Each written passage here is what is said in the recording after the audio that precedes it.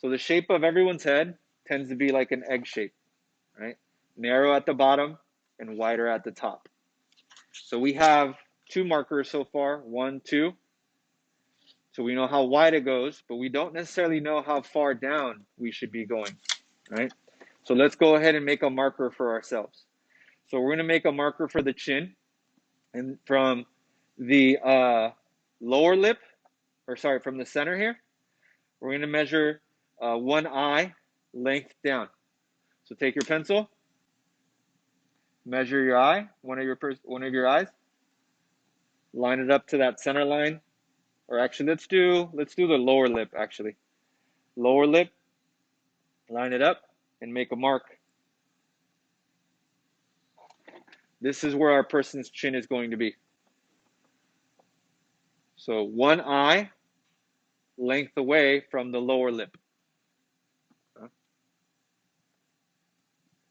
This is where our person's chin is going to be. This is the side of their heads. We're not going to make a marker for the top of the head because it's not going to be so relevant when we start adding the hair, right? So now all we're going to do is connect the dots, these three, right? So I'm going to go from here to here, up to the right. Now you can choose to have a more narrow face or a wider face. I'll let you make that decision for yourself. You can also have your person have more of a a straight jawline or more narrow or curved. I'll let you make that choice. And then I'm going to erase the lines I don't want.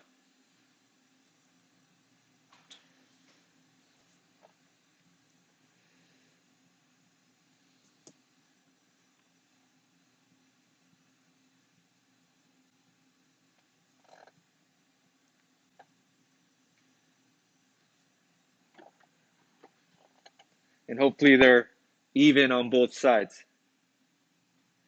They do say that the most attractive or the most quote unquote beautiful people have the best symmetry or symmetrical face, meaning both eyes are equally spaced out. One isn't lower than the other, one isn't tilted. Same thing on their nose and same thing on their mouth. So that's what scientific studies have shown, that the most attractive people have the most symmetrical faces.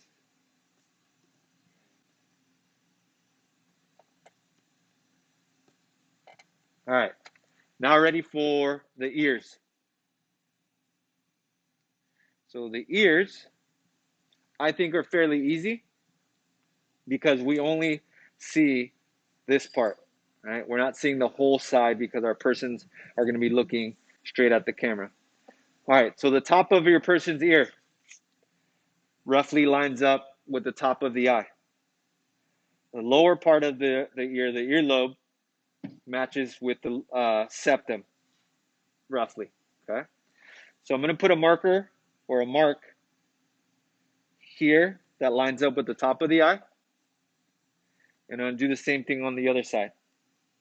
Put a marker that lines up with the top of the right eye, okay?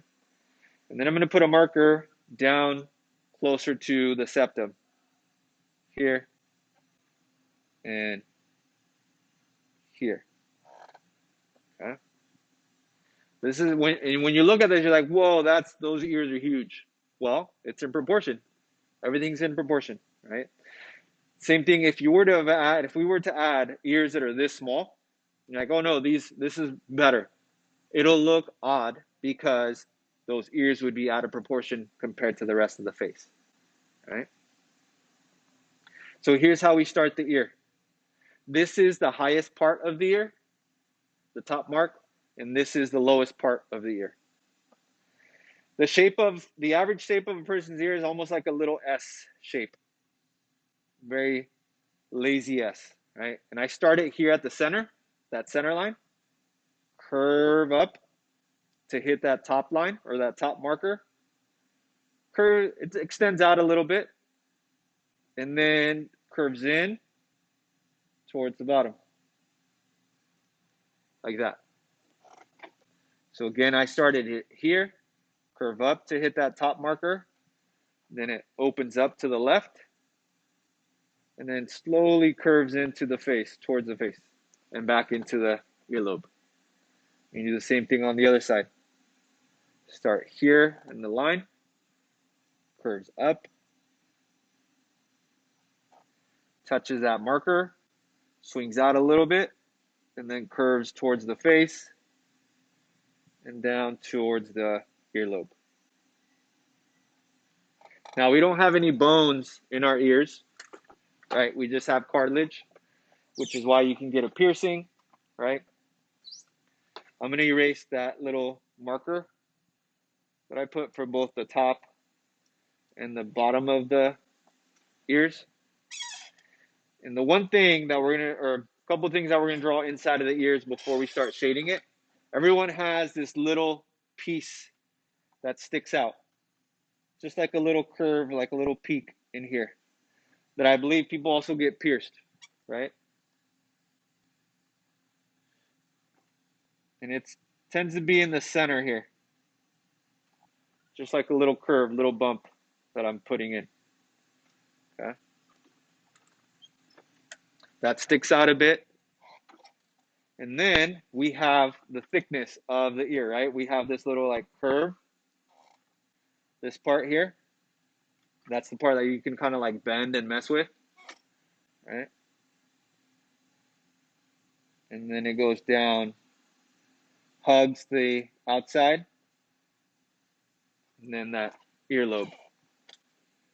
You can do the same thing on the other side.